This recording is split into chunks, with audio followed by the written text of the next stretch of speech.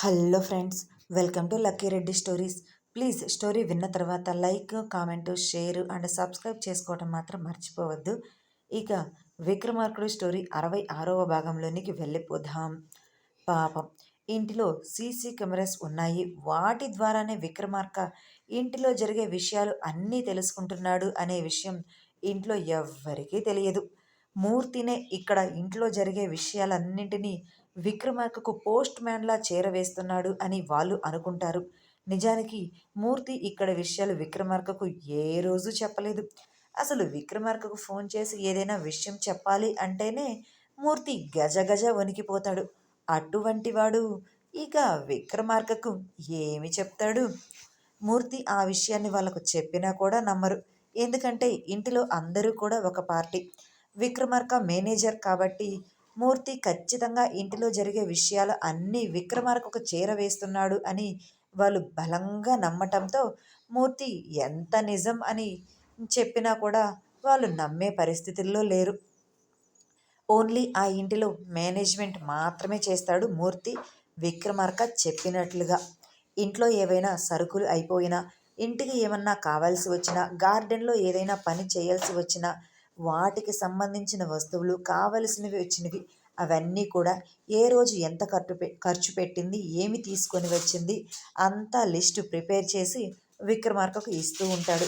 అంతకు మించి మూర్తి విక్రమార్క దగ్గరకు ఎప్పుడు వెళ్ళడు. ఇక వెళ్ళే ధైర్యం అస్సలు చేయడు అనుకోండి. పాపం ఆ విషయం అత్తాకోడళ్ళకు తెలియక మూర్తి గురించి అలా అనుకుంటారు. ఇక రాజు చేత మనకు ఇష్టమైన వంటలన్నీ చేయించుకొని తినొచ్చు అని రాగిని ఎగ్జైటింగ్గా అన్నది. అబ్బా! ఇంకా రాజు ఎందుకు అత్తయ్య? ఆ హిరణ్య ఉంది కదా! తను వండిన వంటలు నువ్వు తిన్నావు కదా! దాని వంట అస్సలు నాకైతే నా 5 స్టార్ హోటల్లో కూడా తిన్న ఆ టేస్ట్ సరిపోదు ఏమో అన్నట్లుగా అనిపించింది. సూపర్‌గా ఉంది. యమ్మీగా తింటుంటే నోట్లో అలా కరిగిపోతుంది. దానికి వంట బాగా వచ్చేమో. ఇక వారం రోజులు దానిని వంట చేయమని చెప్దాం. ఏమంటారు? దాని వంట తిని హ్యాపీగా ఎంజాయ్ చేద్దాం అని అన్నది ఆనంది. అవునే, నువ్వు చెప్తుంటే ఇప్పుడు ఐడియా వస్తుంది. ఈ హిరణ్య ఉండగా మళ్ళీ రాజు ఎందుకు? ఎప్పుడు వాడి వంటే. ఉప్పు కారం సరిగా ఉండదు, పెట్టదు. నోరంతా చప్పబడిపోయింది.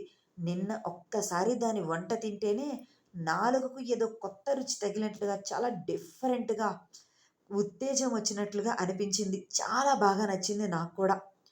నాకు కూడా నువ్వన్నట్లు ఇంతకుముందు దాని గురించి మనకు ఏమీ తెలియక అది పొగరుగా మాట్లాడుతుంటే తలదించుకోవాల్సి వచ్చింది. కానీ దాని బాగోతం ఏంటో బయటపడింది కదా!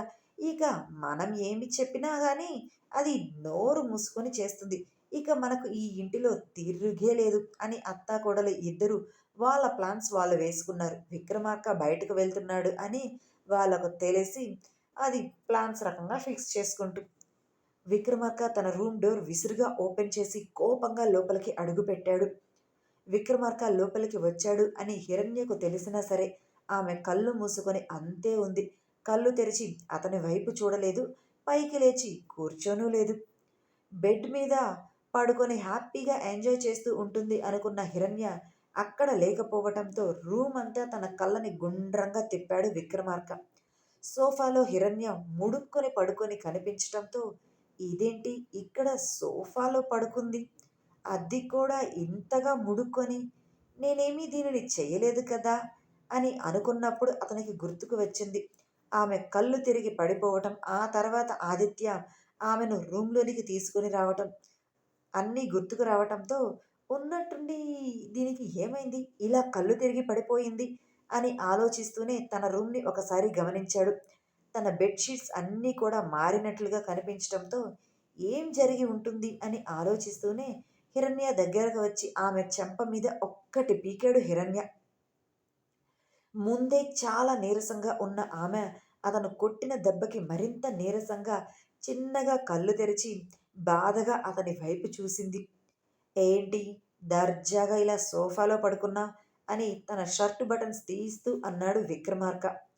అతను షర్టు బటన్స్ తీయటం చూసిన ఆమె కళ్ళు పత్తికాయల్లా పెద్దవి అయ్యి భయంగా అతని వైపు చూస్తుంది. తను ఉన్న పొజిషన్ ఇది ఏంటి అని అతను చెయ్యాలి అనుకున్న పని ఏంటి? ఒకవేళ అలా జరిగితే అసలు అంతకు మించిన దారుణం ఎక్కడైనా ఉంటుందా అని మనసులో అనుకుంటుంది. కానీ ఆమె నోరు తెరిచి మాట్లాడి అతనితో ఎదురు తిరిగే ఓపిక కూడా లేకపోవటంతో, "ఏం చేస్తున్నావు నువ్వు?" అని నిదానంగా విక్రమార్కను అడిగింది హిరణ్య. "నేను ఏం చేస్తున్నానో చూస్తున్న నీకు తెలియటం లేదా? షర్టు తీస్తున్నాను" అని అంటూనే, "అసలు నువ్వు నా జీవితంలోనికి వచ్చిన తర్వాత నాకు ఇన్ని సమస్యలు వచ్చాయి. నిజంగా నీలాంటి ఆడవాళ్ళు అంతా ఇంతే.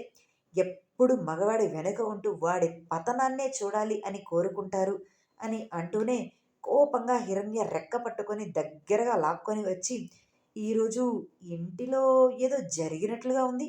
పాపం అమ్మాయి గారు బాగా ఏడ్చినట్లుగా ఉన్నారు. నువ్వు అలా ఏడుస్తూ ఉంటే నాకు చాలా ఆనందంగా అనిపించింది తెలుసా? ఇదిగో ఈ ఆఫీస్ టెన్షన్స్, గొడవలు అన్నీ కూడా ఒక్క క్షణంలో రిలీఫ్‌గా అనిపించినట్లుగా అయ్యింది" అని అప్పటి వరకు కోపంగా ఉన్నవాడు ఏదో సాధించాను అనే గర్వంతో నవ్వుతూ హిరణ్యతో మాట్లాడాడు. ఆ మాటలు విన్న హిరణ్య విరక్తిగా నవ్వుకుంది. కానీ అతనితో ఎదురు తిరిగి ఏమీ మాట్లాడలేదు. మౌనంగానే ఉంది. "నిజం చెప్పనా?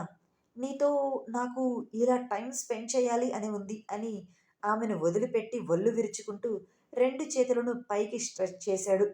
ఆ మాట వినటంతోనే హిరణ్య గుండె జారి చేతిలోనికి వచ్చినంత పనైంది. అమ్మో! ఇప్పుడు వీడు అన్నంత పని చేస్తాడా ఏంటి? అని అనుకుంటూ భయంగా అతని వైపు చూసింది హిరణ్య. "నేను నీకు చెప్పాను కదా! ఈ ఇంటిలోనికి వచ్చిన తర్వాత నేను నిన్ను ఏడిపించను. కానీ నువ్వు మాత్రం బాగా ఏడుస్తావు. నీ ఏడుపు చూసి నేను ఆనందిస్తాను" అని. "అది ఇదే. ఇకపైన నీకు రోజూ ఇలానే ఉంటుంది. నువ్వు కన్నీళ్లతోనే కాపురం చేస్తూనే ఉంటావు" అని అంటూ తన కట్ బనియన్ కూడా తీసి పక్కన వేసేశాడు విక్రమార్క. హిరణ్య మాత్రం గుటకలు మింగుతూ భయంగా అతని వైపు చూస్తూ ఉంది. ఇప్పుడు అతను ఏం చేస్తాడా అని మనసులో రకరకాల ఆలోచనలు భయంతో బిక్కుబిక్కుమంటూ. ఇదేంటి? నేను ఇలా తనతో మాట్లాడుతుంటే ఖచ్చితంగా ఎదురు తిరిగి మాట్లాడుతుంది కదా! కానీ ఇలా సైలెంట్‌గా ఉంటుందేంటబ్బా! ఏం జరిగింది? వాళ్ళు అన్న మాటలకే ఇలా సైలెంట్‌గా ఉందా? లేకపోతే వేరే ఏదైనా కారణం ఉందా? అసలు ఎందుకు కళ్ళు తిరిగి పడిపోయింది? తినటానికి మాత్రం పొట్ట పగిలిపోయేటట్టు తిన్నది కదా! అయినా సరే దీనికి కళ్ళెందుకు తిరిగాయి? అని ఆలోచిస్తూనే తను ప్యాంట్ తీయటానికి ప్యాంట్ మీద చేతులు వేశాడు విక్రమార్క. అది చూసిన హిరణ్య ఇక "నో" అని అంటూ గట్టిగా అరిచింది. ఓపిక లేకపోయినా సరే అతను ఎక్కడ తన ముందు పని చేసేస్తాడు ఏమో అనే భయంతో లేచి కూర్చుంది. సడన్‌గా ఆమె అరుపు విన్న విక్రమార్క ఉలిక్కిపడి ఒక్క అడుగు వెనక్కి వేశాడు. "ఇప్పుడు నువ్వు ఇలా చెయ్యటానికి వీల్లేదు" అని వేలు చూపిస్తూ అతనితో అన్నది హిరణ్య. "ఇప్పుడు నేనేం చేశానని వీల్లేదు అంటున్నావు" అని అసహనంగా అంటూనే ఆమె ముందే తన ప్యాంట్ జిప్ సగం వరకు తీసేశాడు. "రేయ్! ఏం చేస్తున్నావురా దుర్మార్గుడా! నేను ఉన్న పొజిషన్ ఏంటి? నువ్వు చెయ్యాలి అనుకున్న పని ఏంటి? అసలు నీకు మైండ్ పని చేస్తుందా లేదా?" అని తనకు పీరియడ్స్ అన్న విషయం చెప్పకుండానే అతని మీద సీరియస్‌గా విరుచుకుపడుతుంది మాటలతోనే హిరణ్య. పాపం హిరణ్యని మైండ్‌లో ఏదో భయంగా ఆలోచించుకుంటూ ఉండటంతో అలా రియాక్ట్ అయ్యింది. మరి నిజంగా విక్రమార్క ఆమె అనుకున్నట్లుగా చేస్తాడా? లేదో? "నువ్వే పొజిషన్‌లో ఉన్నావు? బాగానే ఉన్నావు కదా! ఉదయం కూడా బాగానే మెక్కావు కదా! నేను ఇక్కడ వదిలేసి వెళ్ళిపోయిన జ్యూస్ కూడా నీ పొట్టలోనికే వెళ్ళిపోయింది కదా! ఇంకా నీకు నీరసంగా ఉందా? అయినా అవన్నీ తర్వాత. ఇప్పుడు నువ్వెందుకు అంత కంగారు పడుతున్నావు? ఏదో నిన్ను ఆ రోజు గెస్ట్ హౌస్‌లో నేను ఏదో చేస్తుంటే అరిచినట్లుగానే ఇప్పుడు కూడా అంతగా అరుస్తున్నావు. ఇప్పుడు నువ్వు అంతగా అరవవలసిన అవసరం ఏంటి? ఇప్పుడు నీకు ఎందుకు గొంతుపోయేటట్టు అరుస్తున్నావు" అని ఆమెతో మాట్లాడుతూనే పక్కన ఉన్న హ్యాంగింగ్‌కి తగిలించిన టవల్ తీసుకొని భుజం మీద వేసుకున్నాడు విక్రమార్క. పాపం విక్రమార్క ఒక ఆడపిల్ల ముందు తన బట్టలు మొత్తం తీసేస్తున్నాడు అన్న ధ్యాస కూడా లేకుండా డ్రెస్ తీసేస్తుంటే ఎదురుగా ఉన్న ఆడపిల్ల ఆ మాత్రం రియాక్ట్ కాకుండా ఎలా ఉంటుంది? ఇంకా నేను ఏం చేస్తున్నాను అని ఏమీ తెలియని అమాయకుల్లా చిన్న పిల్లవాడిలా రివర్స్లో ఆమెను అడుగుతూ మాట్లాడుతున్నాడు. షర్ట్ అంటే ఓకే.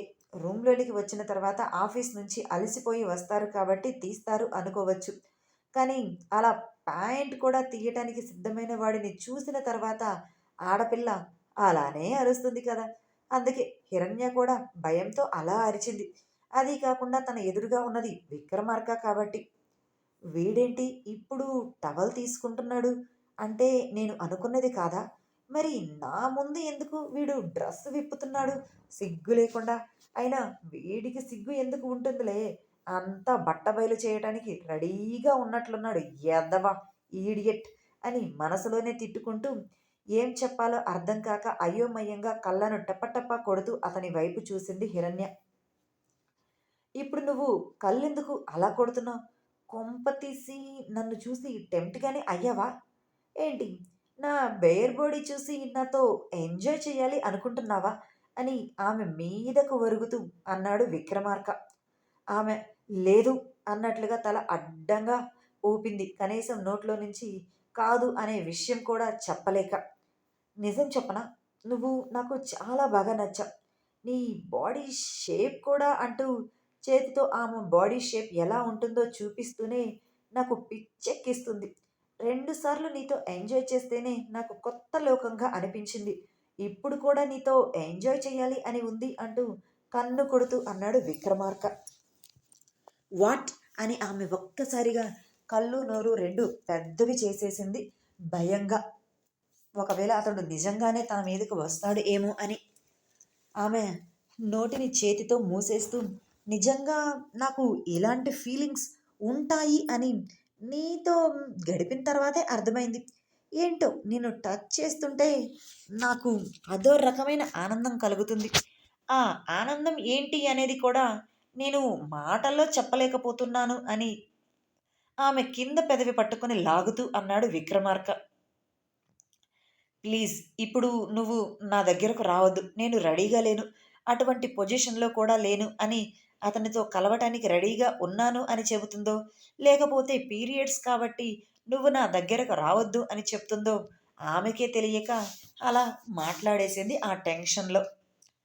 నువ్వు రెడీగా ఉన్నా సరే, నేనైతే ఇప్పుడు నీతో ఎంజాయ్ చేయటానికి రెడీగా లేనులే అంటూ ఆమె నుదురు మీద వేలితో వెనక్కి నెట్టి ఆమె నుంచి కొంచెం దూరం జరిగి నాకు ముంబైలో పని ఉంది. నేను అక్కడికి వెళ్తున్నాను. బహుశా 2 రోజులు నేను రాకపోవచ్చు. బాగా ఎంజాయ్ చెయ్యి. అలానే నీ కన్నీళ్లతో మాత్రం నా ఇంటి ఫ్లోర్‌కి అభిషేకం చెయ్యాలి. అది నువ్వు అస్సలు మర్చిపోకూడదు. ఎందుకంటే నేను ఎక్కడ ఉన్నా సరే నువ్వు ఏం చేస్తున్నావు అనేది ఖచ్చితంగా చూస్తూనే ఉంటాను. ఒకవేళ నువ్వు కన్నీళ్లను వేస్ట్ చెయ్యకూడదు అనుకున్నా, నీ కంటిలో ఉన్న కన్నీళ్లను బయటకు రప్పించటానికి నా ఇంటిలో ఉన్న రక్త పిశాచాలు రెడీగా ఉంటాయిలే. నీ చేత కంటిలో ఉన్న ఆ కన్నీళ్లను బయటకు రప్పించటానికి నువ్వేమీ కంగారు పడదు. ఈ విషయంలో మాత్రం అని కన్ను కొట్టి అన్నాడు విక్రమార్క. అంటే ఇప్పుడు ఇతను షర్ట్ తీసింది స్నానానికి వెళ్ళటానికా? హమ్మయ్య! అన్న ఒక రిలాక్సేషన్ హిరణ్యలో కలిగింది. అతను ముంబై వెళ్తున్నాడు అనేసరికి అప్పుడు అతని చేష్టలకి అర్థం ఏంటి అనేది ఆమెకు అర్థమయ్యింది. ఏంటి చాలా రిలాక్స్‌గా ఫీల్ అవుతున్నావు? నేను ముంబై వెళ్తున్నాను అనా? లేకపోతే దీని వెనక వేరే ఏదైనా కారణం ఉందా? అని కళ్ళు చిన్నవి చేసి ఆమె వైపే చూస్తూ అడిగాడు విక్రమార్క. ఏం లేదు, ఏం లేదు అన్నట్లుగా తల అడ్డంగా ఊపుతూనే ఉంది ఆపకుండా హిరణ్య. ఆమె తల మీద చేతులు పెట్టి మరీ ఎక్కువగా ఊపొద్దు. ఊడిపోగలదు తల. ఆ తర్వాత చాలా కష్టమైపోతుంది.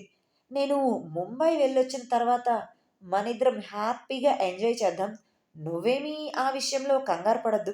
నాకు కూడా నీతో టైం స్పెండ్ చేయాలి అని ఉంది. అది ఎలా అనేది నువ్వు నాతో బిహేవ్ చేసేదాన్ని బట్టే నా బిహేవియర్ కూడా ఉంటుంది. గెస్ట్ హౌస్‌లో జరిగినట్లు ఉంటుందా? లేదంటే ఇక్కడ స్పెషల్‌గా వెరైటీగా ఏమైనా జరుగుతుందా అనేది ఆలోచిస్తూ ఉండు. నేను ముంబై నుంచి తిరిగి వచ్చేంత వరకు హ్యాపీగా గడిపేసేయ్ అని ఆమె బుగ్గలాగి వాష్‌రూమ్‌లోనికి వెళ్ళిపోయాడు విక్రమార్క. సచ్చినోడు!